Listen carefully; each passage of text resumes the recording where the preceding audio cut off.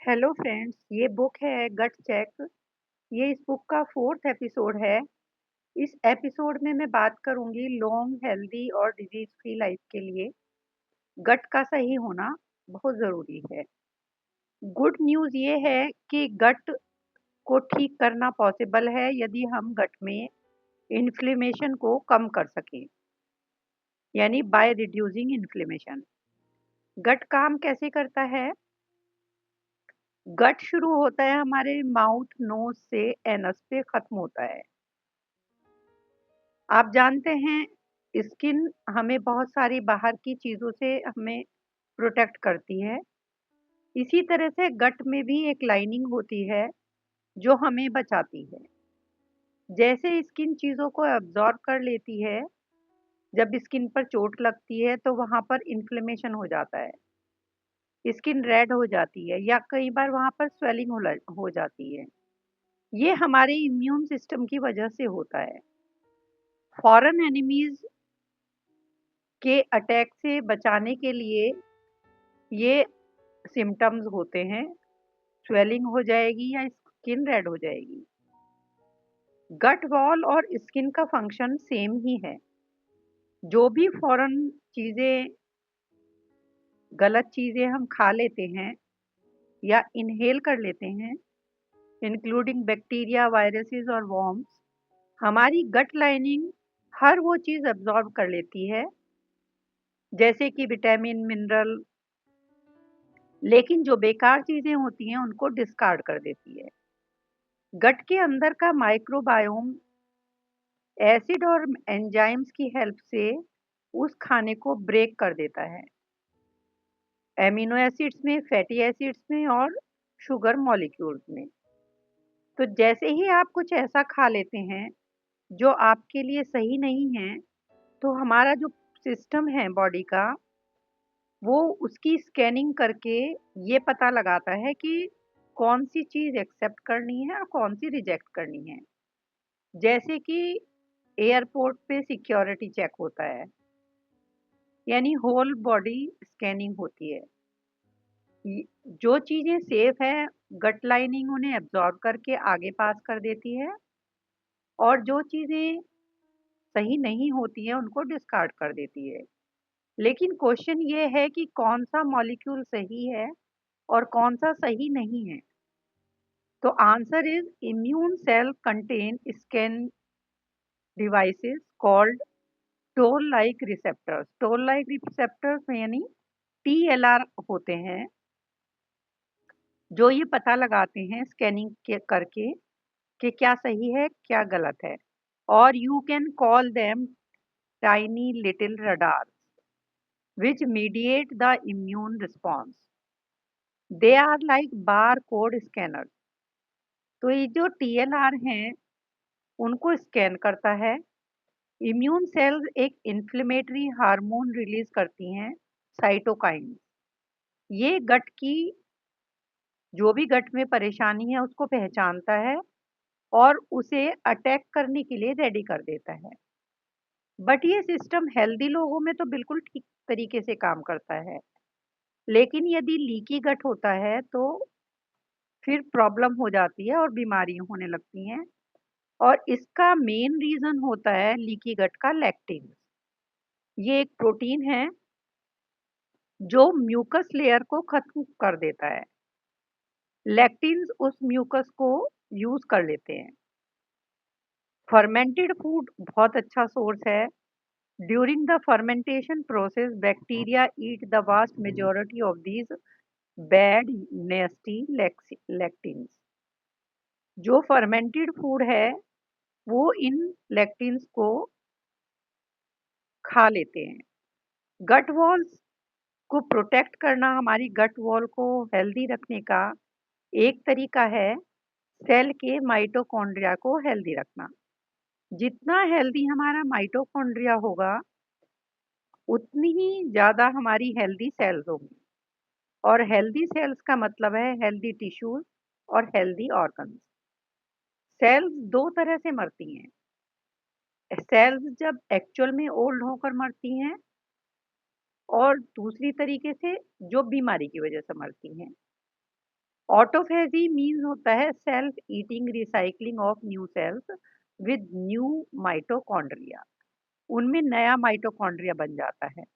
और एपोप्टोसिस में जो सेल्स बीमारी से मरती हैं, causes inflammation, ageing and disease.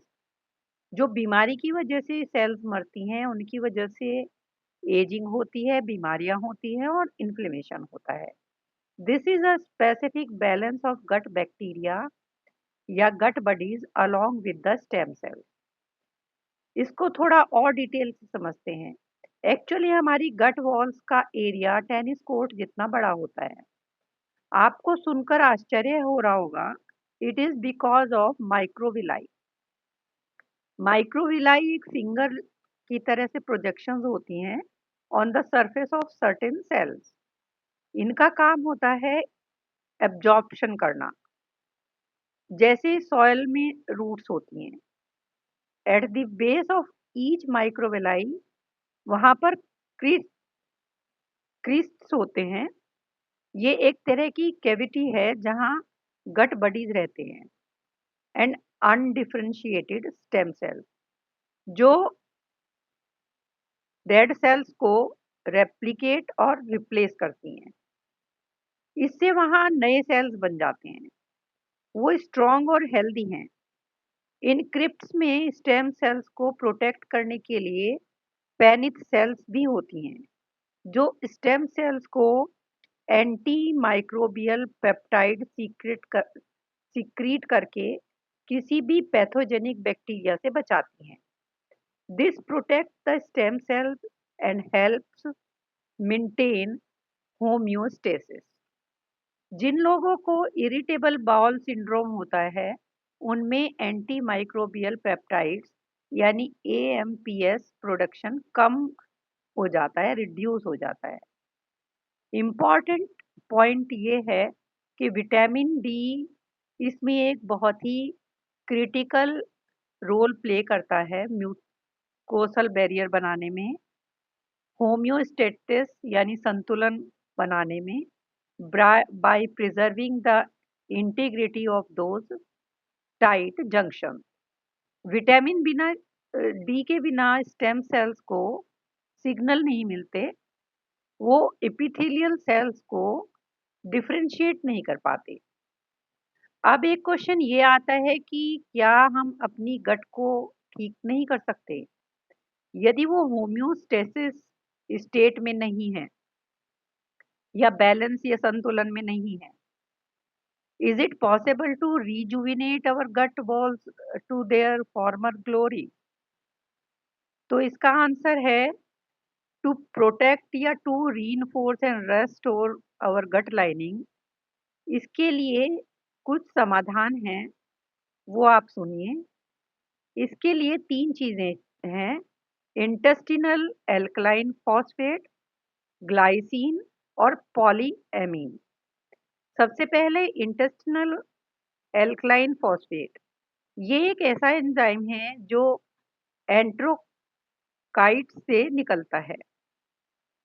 ये गट में रहता है जो बैक्टीरिया से बचाता है। ये इंटेस्टिनल एल्कलाइन फॉस्फेट 2 तरह से बैक्टीरिया से गट को प्रोटेक्ट करता है। नंबर 1, ये उन बैक्टीरिया को गट वॉल में नहीं जाने देता या क्रॉस नहीं करने देता, और दूसरा ये बॉडी में सर्कुलेट नहीं होने देता उनको।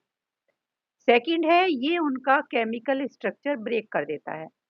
इससे उनकी टॉक्सिसिटी कई गुना कम हो जाती है। And it promotes the growth of helpful gut bodies by preserving homeostasis। अच्छे बैक्टीरिया बढ़ाने में हेल्प करता है। और इंटेस्टिनल एल्कलाइन फॉस्फेट एज के साथ साथ जब कम होने लगता है तो उसको बढ़ाने के लिए कुछ चीजें हमें लेनी चाहिए, जैसे करक्यूमिन जो हल्दी में होता है, black pepper, red pepper, ginger. ये सब IAP यानी इंटेस्टिनल एल्कलाइन फॉस्फेट को बढ़ाते हैं। दूसरा है glycine, non essential amino acid. ये माइटोकॉन्ड्रिया पर असर करता है। इन्फ्लेमेशन कम करता है और गट लाइनिंग को सही करता है।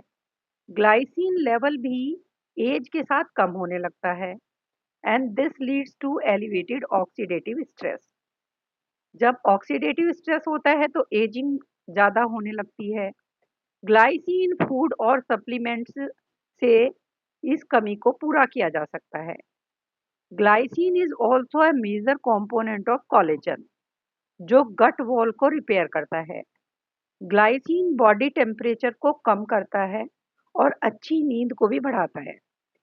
इसके सोर्सेज हैं red meat, chicken, sea food, peanuts, dairy products, दालें, किनोआ एटसेट्रा। थर्ड है हमारा पॉलीएमाइन्स। ये ऑर्गेनिक कंपाउंड है। ये फ्री रेडिकल्स को रिमूव करते हैं एंड एंटीऑक्सीडेंट्स की तरह से काम करते हैं। ब्रेस्ट मिल्क में ये सबसे ज़्यादा होते हैं। हमारे इनर इकोसिस्टम को ठीक करते हैं, हमारी स्टेम सेल्स को प्रोटेक्ट करते हैं और इनका सोर्स है मटर, हेज़लनट्स, पिस्ता, पालक, कॉलीफ्लावर, बीन्स और फर्मेंटेड फूड और कॉर्न एटसेट्रा। डॉक्टर गंडरी कहते हैं कि यदि हमारे गट बैक्टीरिया प्रोटेक्टेड रहेंगे, वेल नरिश्ड रहेंगे और ठीक रहेंगे, वो बैलेंस में रहेंगे, तो उससे हमारी हेल्थ सही रहेगी। अपने गट बडीज को इग्नोर मत कीजिए और अपने इनर सिस्टम इकोसिस्टम को पूरी तरह से उसका ख्याल रखिए।